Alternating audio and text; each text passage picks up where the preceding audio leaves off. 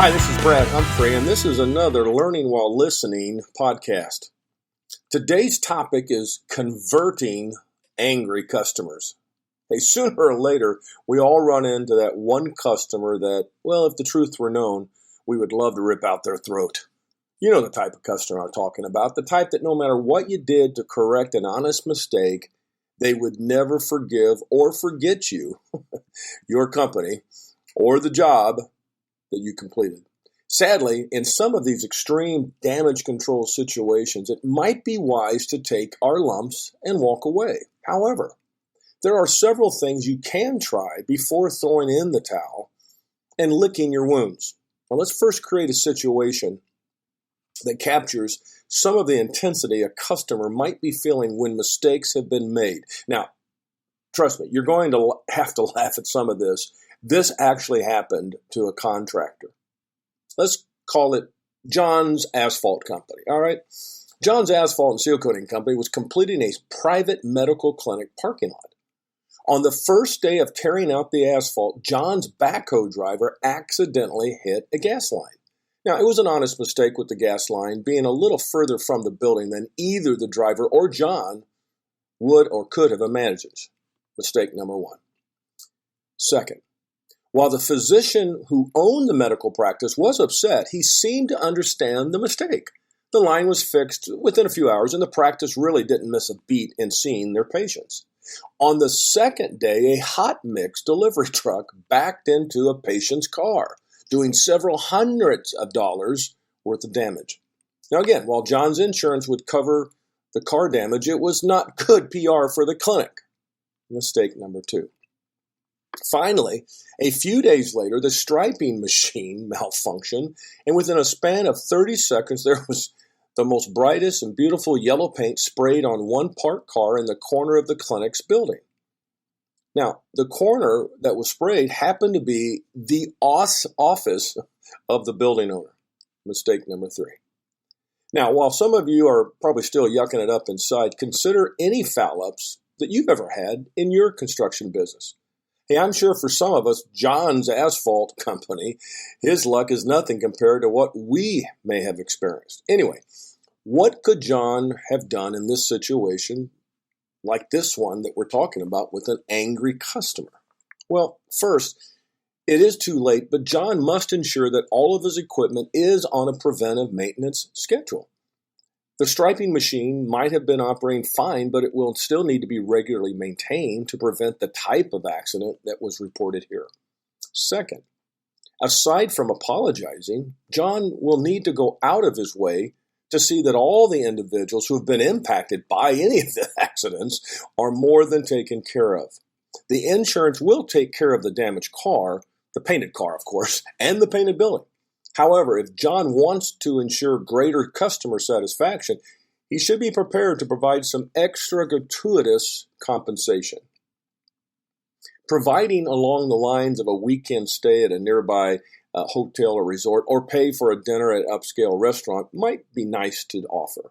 One weekend at a resort or a dinner at even the most expensive restaurant in town, though, will not replace a car, but it does demonstrate the seriousness of your commitment to correct your mistakes and to seek peace. Third, some of you are already thinking that this job may have to be a freebie in the end. Well, if the customer pushes you on this item of business, you may very well have to eat the job. I'm not convinced that you have to do this, not just yet. So do not surrender it too early. Depending on the physician's ethics, if he believes you to give in too easily, he may really take you to the cleaners. Whenever possible, try to work out a settlement that does not include giving away the work totally. Fourth, remain calm when interfacing with the customer. In John's situation, he had better be prepared to eat some crow, bite his lips as he takes an awful earful from the customer. You only make matters worse if you respond angry or sarcastic. Now take your beating like an adult, keep your head cool so you can think through the proper corrective steps. I remember some sound advice from my own father. Hey, don't argue or fight about an issue that you know you will lose. Finally, the best thing you can do to calm an angry customer is to take corrective action as soon as possible. Now, this almost sounds common sense, but have the painted car and the building worked on immediately in our situation here. This suggests having a crisis action plan in place for such accidents. And trust me, many contractors do not have such a plan documented. Do you? Know who the best people are in town who can clean such messes up when necessary. Now, hopefully you will not have this type of run of luck very often, but if you have been in business for any time at all, your day is going to come. Trust me. Okay, now let me give you some bullet point actions just in review. 1, don't lose your own temper when the customer loses theirs. This will do nothing but escalate the volatility, and many things that may not have been said will be said. Things that have thought that were negative may be voiced. And many times customers and contractors may wind up saying something that they wish later they could take back but cannot. 2nd, be patient. Hey, listen first and reinforce your listening with eye contact. Square your shoulders up. Be sincere and demonstrate that by taking notes.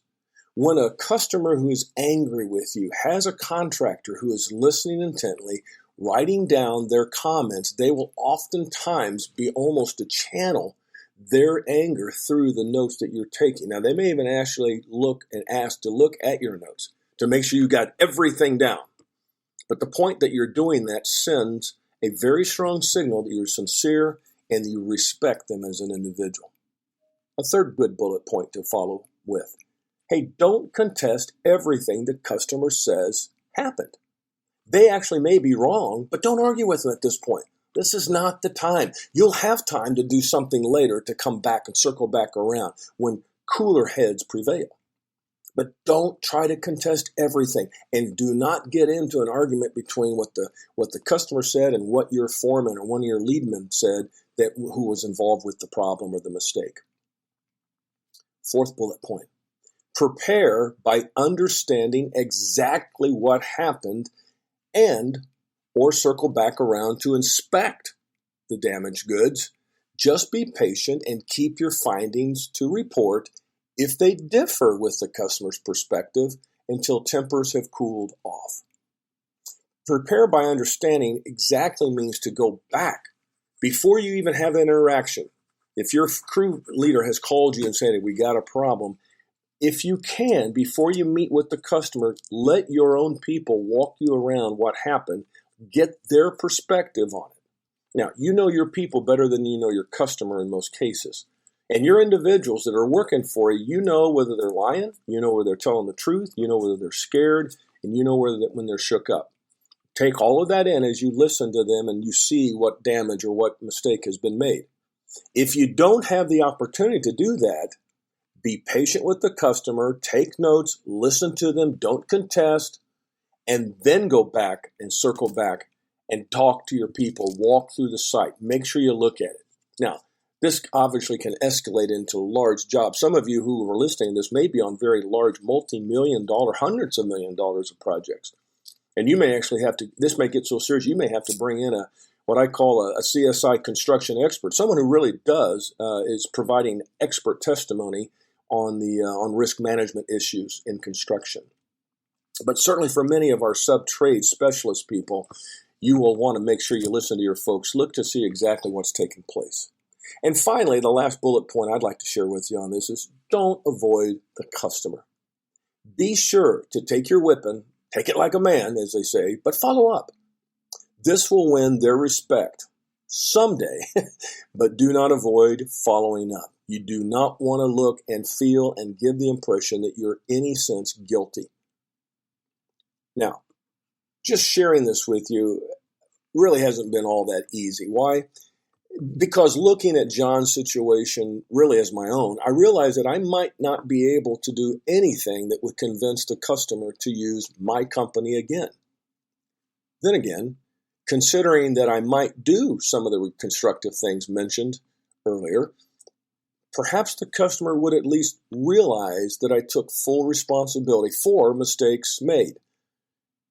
In my own construction business years ago, and then in consulting with hundreds of companies over the last number of years, I've run in and interviewed, talked to customers who have told me, well, they did make a mistake, and it cost both of us something, but they fixed it, and that's what I like the most about them. They're not afraid to tackle their mistakes, and they get those right in the end.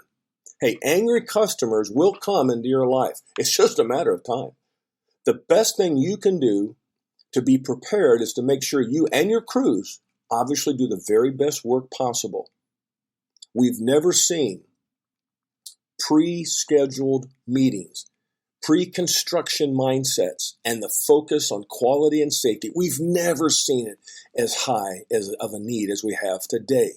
The chances for especially commercial, not only commercial, but in residential, to take a legal action when a contractor is screwed up has never been higher as well. So it really does pay for you to study very hard. What are we doing? What are our men and women doing to execute the work? Hey, have a quick response time when accidents do happen. Never delay. Delaying even makes it worse. Work to understand the root cause to any of the accidents. Work to correct that. Make it right. Keep your emotions in check. And remember, don't argue about an issue that you know you're going to lose. Hey, good luck and work safe. Again, this is Brad Humphrey. I hope you've enjoyed this Learning While Listening podcast.